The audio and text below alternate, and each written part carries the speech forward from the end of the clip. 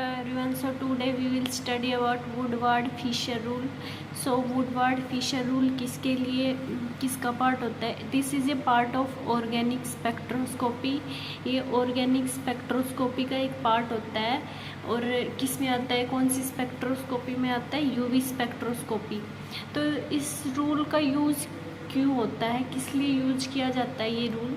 तो इस रूल को हम किसी भी मॉलिक्यूल की wavelength means lambda maximum wavelength find out करने के लिए इस रूल की हेल्प लेते हैं. ठीक है, तो फर्स्टली हम पढ़ेंगे एल्कीन्स की हम वेवलेंथ लैम्डा मैक्स कैसे निकाल सकते हैं, कैसे कैलकुलेट कर सकते हैं.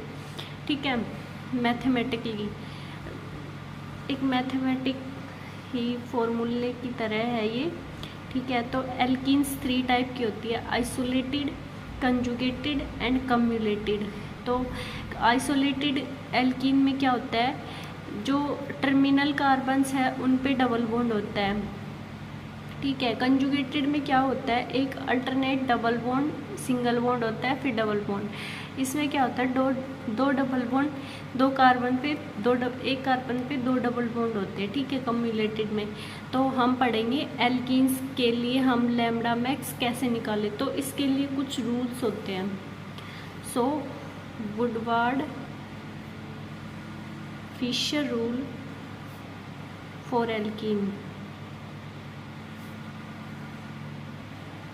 Rules for Elkins. तो एल्कीन्स के लिए कौन कौन से रूल होते हैं?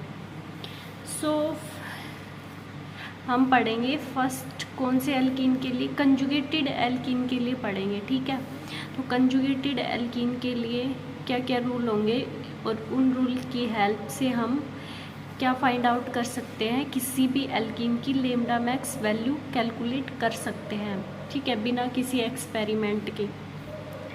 सो इसमें 3 पार्ट होंगे, 3 टाइप होंगे एल्कीन के. एल्कीन होगी एक पेरेंट एसाइक्लिक, पहले parent acyclic alkene. Acyclic alkene में क्या होगा, उसमें साइकिल नहीं होगी. ठीक है, जैसे कि हम इसको ऐसे लिख सकते हैं, CH2 double bond CH, single bond CH, double bond CH2, single bond CH2. और ये जो एल्कीन है, ये वाली एल्कीन, ये एसाइक्लिक एल्कीन है. और हम वहीं तक काउंट करेंगे जहाँ तक कंजुगेटेड सिस्टम है. ठीक है, एल्कीन ये एसाइक्लिक है. नेक्स्ट होगी दूसरी टाइप की एल्कीन, पेरेंट होमोएनुलर एल्कीन.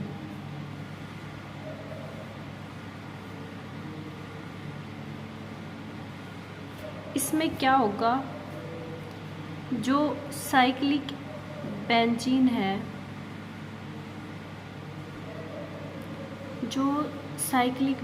है, उसमें जो डबल बॉन्ड है वो सिस मीन्स ये जो सिस पोजीशन पे होंगे, मीन्स एक ही तरफ है ना ये डबल बॉन्ड, तो सिस डबल बॉन्ड सिसोइड पोजीशन पे होंगे.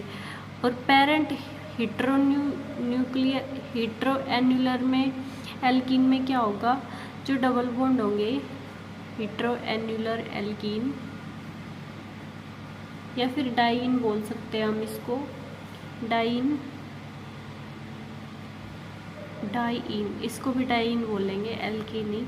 तो इसमें क्या होगा, जो 2 डबल बॉन्ड है डाइन, वो कहाँ होंगे, 2 डिफरेंट रिंग्स में होंगे. जो इसमें था ना होमोएनुलर एल्कीन में, जो 2 डबल बॉन्ड है वो सेम रिंग्स में है, और जो इसमें 2 डबल बॉन्ड होंगे वो डिफरेंट रिंग्स में होंगे, बट ये कंजुगेशन में होंगे. एक डबल बॉन्ड, एक सिंगल बॉन्ड, एक डबल बॉन्ड, एक सिंगल बॉन्ड, ऐसे कंजुगेशन में. तो ये होता है रिंग या फिर साइकिल को, मतलब कोई भी रिंग प्रेजेंट है तो हम कैसे बता सकते हैं कि वो होमोएनुलर है या हिट्रोएनुलर है. अगर दोनों डबल बॉन्ड सेम रिंग में प्रेजेंट हो तो क्या होगा, वो होमोएनुलर एल्कीन होगा. अगर एसाइक्लिक एल्कीन है तो वो क्या होगा, पेरेंट क्या होगा उसमें, एसाइक्लिक एल्कीन। अगर दोनों डबल बॉन्ड डिफरेंट रिंग में हो तो वो क्या होगा, हेटेरोएन्युलर डाइईन। तो ये होता है फर्स्ट रूल। ठीक है, इसके लिए हाँ, तो जो पेरेंट एसाइक्लिक एल्कीन होता है उसके लिए लैम्डा मैक्स वैल्यू कितनी होती है, 217 नैनोमीटर। और जो पेरेंट होमोएन्युलर एल्कीन होता है उसके लिए 253 नैनोमीटर वेवलेंथ। और जो पेरेंट हेटेरोन्यूक्लियर होता है उसके लिए 214 नैनोमीटर। तो ये फर्स्ट स्टेप हो गया इस रूल का। तो चलिए सेकंड पे चलते, इसको हम समझते एक एग्जाम्पल लेके। तो ये हमारे पास एक एग्जाम्पल है, यहाँ पे 2 CH3 ग्रुप अटैच है। इसमें क्या होगा, जो इसमें पेरेंट क्या है, पेरेंट कौन सी रिंग है, तो इसमें हेटेरोएन्युलर, 2 डबल बॉन्ड अलग अलग है। तो क्या बताया था, हेटेरोएन्युलर में क्या डाइईन में क्या होता है, 2 जो डबल बॉन्ड होते हैं वो अलग अलग रिंग्स में प्रेजेंट होते हैं। तो उसके लिए पेरेंट लिखेंगे, पेरेंट क्या है, हेटेरोएन्युलर डाइईन। तो पेरेंट क्या हो गया, हेटेरोएन्युलर डाइईन। उसके लिए कितनी वेवलेंथ हो जाएगी, 214 नैनोमीटर। अब इसमें क्या देखेंगे, जो पेरेंट कैसे होगा, मतलब हम 4 कार्बन का पेरेंट बनेगा, 1 2 3 4, तो ये पेरेंट होगा। ठीक है, अब हम देखेंगे जो ये 4 कार्बन का पेरेंट रिंग है इससे कितने एल्काइल ग्रुप अटैच है और इससे कितने एक्सोसाइक्लिक डबल बॉन्ड। ठीक है, एल्काइल रेजिड्यू मीन्स इसको बोलेंगे कितने एल्काइल ग्रुप अटैच है इन कार्बन से। पेरेंट मीन्स इस कार्बन से, इस कार्बन से, इस कार्बन से और इस कार्बन से कितने एल्काइल ग्रुप अटैच है। तो ये एक ये है, एक ये है, 2 3 4 5। तो एल्काइल रेजिड्यू कितने हो जाएंगे, रेजिड्यू 5 एल्काइल रेजिड्यू हो जाएंगे। तो एक एल्काइल रेजिड्यू के लिए कितनी वैल्यू होगी, 5 नैनोमीटर होती है। तो 5 के लिए 5 तो 25 नैनोमीटर। तो इसमें हम लिख सकते हैं 1 एल्काइल रेजिड्यू के लिए कितनी वैल्यू होगी, 5 नैनोमीटर। तो 5 एल्काइल रेजिड्यू है तो कितनी हो जाएगी, 25 नैनोमीटर। अब देखना है exocyclic double bond. Exocyclic double bond क्या होता है, जैसे कि ये रिंग है, ठीक है, और एक ये रिंग है। तो जो ये इसमें ये डबल बॉन्ड है, चलो ये तो इसी रिंग का है, इस रिंग को देखते हैं, इस रिंग को। तो ये डबल बॉन्ड है, इस रिंग के बाहर आ रहा है, ये कैसे आएगा, हम इसको कैसे शो कर सकते, सिर्फ इस रिंग को कंसीडर करेंगे पहले। ठीक है, तो इस रिंग में एक ये डबल बॉन्ड है और एक ये जो डबल बॉन्ड है इस रिंग के एक्सोसाइक्लिक है। ठीक है, अगर इस रिंग को कंसीडर करेंगे तो इस रिंग के चारों तरफ कोई बॉन्ड नहीं है, तो ये क्या है, इसमें कोई एक्सोसाइक्लिक नहीं है। बट इस रिंग के साथ एक डबल बॉन्ड अटैच है, मीन्स एक्सोसाइक्लिक बॉन्ड है।